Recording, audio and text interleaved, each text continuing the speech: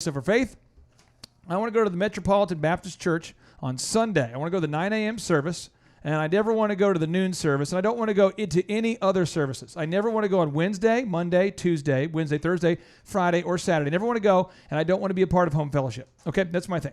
So I just go on Sunday.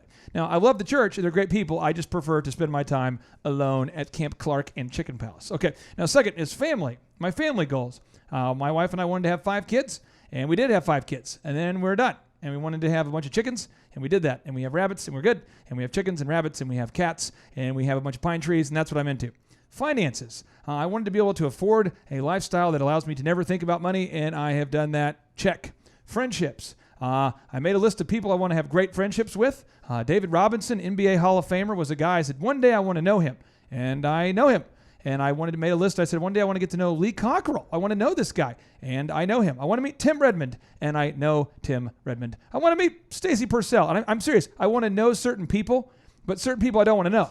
So I try to surround myself with business owners that share my faith and values. And if you don't, it's cool. I just don't want to be around you because I don't want to sit there and debate with you about why I live my life the way I want to live it. I'm just if you don't like the Patriots, it's okay. I'm just not going to debate with you about why you think we cheat a lot, which was something we have been caught doing several times, but we continue to win. But I know my friendship goals, okay? Now, for fun, I enjoy for fun doing the same thing every day. I enjoy wearing the same thing every day, doing the same thing every day. Variety freaks me out, so that's something I'm into. I enjoy this radio show with you Thrivers, but I know my goals, okay? So, and then the final area is fitness. Fitness, this is the one right now that's just making me crazy because I love to work out about 2 hours a day, but I can't work out about 2 hours a day right now until I finish the obligations I've already committed to. I already signed up for certain things in my life. And when this radio show came out of nowhere and these awesome in-person 2-day workshops that we're doing, by the way, we just have a few tickets left. So I think we have like 3 tickets left. Go to thrivetimeshow.com. Again, that's thrivetimeshow.com if you want to attend the in-person 2-day workshop from 7 a.m. Clay, I've been to seminars all over the world. These things are knock your socks off. Awesome seminar. We have a guarantee right now, by the way, Thrivers. If you come to the event and you're not happy, 100% money back, no upsells, and we have 3 tickets left. We have a scholarship, so if you cannot afford it, now you can. So the thing is, Thrivers, I'm just telling you what, I know what I'm all about, and I'm doing what I'm all about. And so therefore, if you said on the happy scale, where are you? I'd say, I'm happy. But I know what I'm doing. What I'm doing is getting me to where I want to go. I'm happy. But there was a time in my life, Tim, where I didn't know where I wanted to go, and I was very frustrated that I was stuck doing things I didn't want to do, and I also didn't know where I wanted to go either. So I was just sort of spinning around like a ship without a rudder. Yes. And according to check it out, according to USA Today, 59% of Americans say the American dream is not possible. According to CNN Money, if you Google CNN Money, 59% of Americans say the American dream is not possible. However, when you ask these people, this was the part of the survey that blew my mind. They don't know what their American dream is. Right. So they say it's not possible, but then you say, well, what is your dream? I don't know. So, Tim, if I'm listening right now and I'm real frustrated, I don't feel like I'm getting to where I want to go with my career, I'm not content with just being here, what advice would you have to get me unstuck?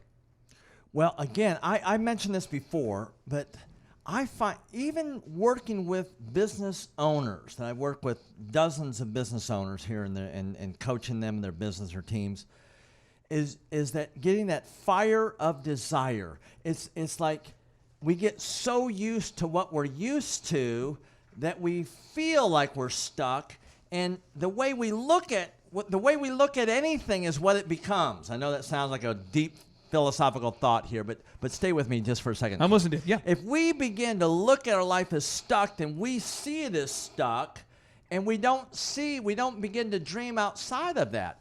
And so what I would do is I would just have the person, unless you're driving now, and you don't have one of those autopilots here, you don't trust it here, don't close your eyes if you're driving. But if you're not driving, it's so dangerous. I want you to close your eyes and just begin to dream.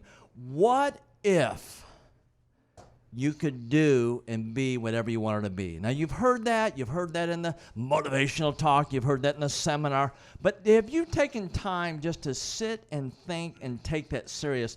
If you could go anywhere, where would you go? What would you do? What kind of income do you want to have? Just begin to dream that. Don't think, how am I going to make that possible? Just begin to dream that. And that's what a lot of people do not take time, Clay, just to dream and to think about their dream. Now, Stacy, I want to ask you this. If I'm listening as a potential, somebody who's maybe I'm working at a job and I'm not super happy with my job right now, how often do you run into people like me that maybe I have a job but I'm not happy at the job? Or how often do you, when you talk to someone, do they realize, are they kind of shocked to know there's other opportunities? So I talk to people like that every week that are in a job and they're going about their business and they're not 100% happy in their current situation. But I think a lot of people just stay where they are because of fear. And I have an acronym for that, and that's false evidence appearing real. And I think some people get stuck and they're afraid. Maybe they don't have goals like we've been talking about, or maybe they're just afraid to put themselves out there and look around and see what else is out there. But how do you know that you're in the perfect situation unless you get outside of your situation and look and see what other opportunities are out there? There's some really, really negative statistics out there from Gallup, the guys at Gallup, at Gallup. Some of you listening might be saying, are they the guys who are part of the vast conspiracy with Trump and Putin working together to take over? No. And calm down with the Trump and Putin connection there. But here we go, Thrivers.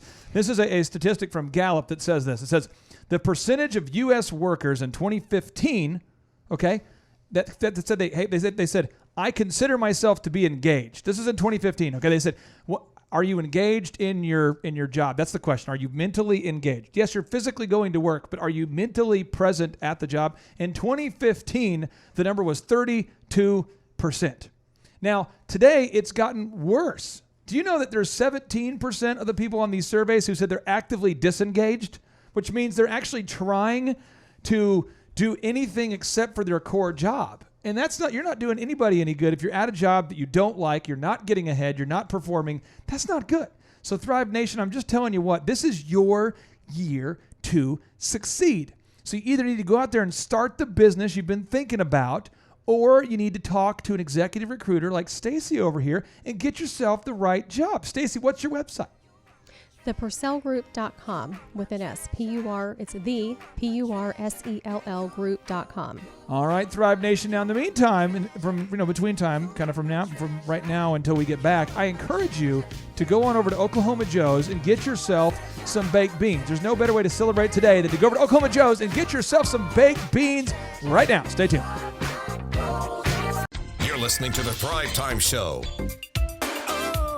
All right, Thrive Nation, welcome back to the Thrive Time Show on your radio. My name is Clay Clark. I'm the former SBA Entrepreneur of the Year, sent here to help you start or grow a successful business. And today we are talking to the people out there who are saying, hey, I maybe don't want to start a business, but I am looking to advance my career, take that to the next level. And so we brought a lady inside the box that rocks who really knows a thing or two about executive recruiting. She is the CEO and president of the Purcell Group, Miss Stacy Purcell. And we brought on Tim Redmond. This is a guy who's grown a business from 2 people to 450 people. He's been featured in 21 Irrefutable Laws of Leadership. He's also the man who's mass-produced children. Tim, how many children have you mass-produced at this point? We have 4 and no more. 4? We have 4 and no more. We are open to grandkids. Oh, wow. This just in. So if you're a Redmond listening and you are married, please feel free to reproduce when ready. Okay, Redmond and reproduce are really synonymous terms. I'm one of 11 kids here. So you say reproduce and things start to happen. 11? 11. How long did it take to serve breakfast with 11 kids? What did the morning breakfast look like at your home with 11 kids? Well, it was organized chaos. It was an experience. There was nothing subtle. The word subtle never existed when I grew up here. Wherever we went, whatever we did, nothing subtle. Walk me through this though. Seriously, when your mom would take somebody to she would take all 11 of you to the store. Did you guys pull up in Did you guys pull up I mean, did you pull up in some sort of massive bus, or did she fly in like a spaceship? How did you get Yeah, all 11 kids to the store? We had station wagons, we had the panel vans, we had RVs, we had all kinds of traveling devices here. Did you have like a station wagon with like a trailer behind it and then like a sidecar? Yeah. Kids were like tied on the top. It was quite interesting. Mrs. Redmond, we salute you. 11 man. kids, She's- unbelievable. And I'm trusting she's looking down from heaven, laughing. She had a huge sense of humor, but anyway. My mind can't even fathom 11. We have 5 kids, and that is just an epic number of humans to raise there. Stacey, how many kids do you have there? I have 5 kids too. 5. So if she has 5. I'm impressed. Wow, we have all produced a lot of kids there. That right there, Tulsa, that's like 14 kids have been coming outside. Yes. Came out of the box that rocks here today. Now, Thrivers, check this next epiphany from Miss Stacy. This is we're talking about her 4 recruiting epiphanies, and epiphany number 2. Always be looking for top talent and be ready to hire. Now we're flipping over to the employer side of the game. So I'm an employer, I own a business, and you're telling me, okay, always be looking for top talent and be ready to hire. Talk to us about that. Well, it's important to have a pipeline of talent because you never know if somebody's going to leave, quit, go take another opportunity. You're going to have a vacancy, or maybe sometimes you have an underperforming person that you need to replace. But what if you could get somebody from a direct competitor that was a top performer in your space? Wouldn't you want to be aware of that? So it's always good to be networking and looking for talent to bring onto your organization, even if you don't have a need. Why wouldn't you consider creating a position for a superstar? I had to fire somebody this morning. It was an exciting way to get the day going. Another day in the office. Yeah, but typically, it's usually about every week I have to fire somebody. And I love having a steady pipeline of new talent because what happens is that I'm just telling you what, as a business owner, you can build your handbook, you can build your checklist, right? You can build all the systems. And you can have everything laid out, your workflow and your details and your big visions. But if you don't have great people, you can't get it done. And so what you have to do is to be very selective. You've got to hold people accountable to a standard of excellence. So I'm just going to role play a scenario. Perhaps you could relate to this, Stacey. Maybe you can, okay? But there's a Chick-fil-A in Tulsa, okay, over there by a Memorial. It's like at 105th Memorial. Can you picture that Chick-fil-A? Can you picture that one? Sure, I've been there many times. Okay, and there's always a line wrapped around it, and the line has gotten so big, the checkout people actually come out now, and they take your order in from your car in case like the line gets too big. So they have a guy doing the checkout window, they have a guy with the headset on, they have a lady running around with a clipboard, and they have excellent service, and so they have a line wrapped around. Tim, have you ever seen that Chick-fil-A with the big line? Oh, yeah. wrapped around? I've been part of the line. I am part of that famous line. And at 71st in Garnett, Arthur Greeno, one of our Thrive15.com mentors, his Chick-fil-A always has a line. I've been part of that line too. Now, there's another business. I shall not mention the name of it. I'll just say that they also serve chicken. And there's like 2 people who are there at a typical time. There's like a line of cars. There's probably 100 people waiting to have chicken at Chick-fil-A. And there's probably 100 people inside it, maybe 50 people inside it. And then the other place has maybe 2 people in there total, and they both work there.